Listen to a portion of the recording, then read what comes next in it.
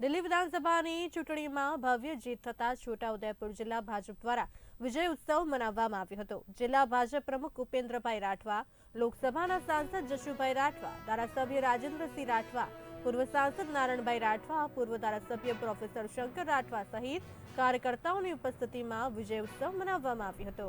ફટાકડા ફોડી મોં મીઠું કરાવી વિજય ઉત્સવ મનાવવામાં આવ્યો હતો, ત્યારે મોટી સંખ્યામાં સ્થાનિક લોકો પણ હાજર રહ્યા હતા।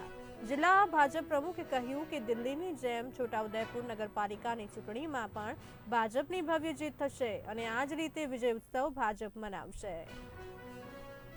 દિલ્હી વિધાનસભાની સામાન્ય ચૂંટણીમાં દેશના યશસ્વી વડાપ્રધાન આદરણીય મોદી સાહેબની પ્રચંડ લોકપ્રિયતા અને અમિતભાઈ શાહ સાહેબની રણનીતિના કારણે ભારતીય જનતા પાર્ટીએ બબ્બર સીટો સાથે ભારતીય જનતા પાર્ટીની સરકાર બનાવવા તરફ જઈ રહ્યા છે, ત્યારે આ તબક્કે દિલ્હીની સૌ જનતાનો આભાર વ્યક્ત કરીએ છીએ અને દિલ્હીના સૌ ભારતીય જનતા પાર્ટીના કાર્યકર્તાઓને ખૂબ ખૂબ અભિનંદન આપીએ છીએ।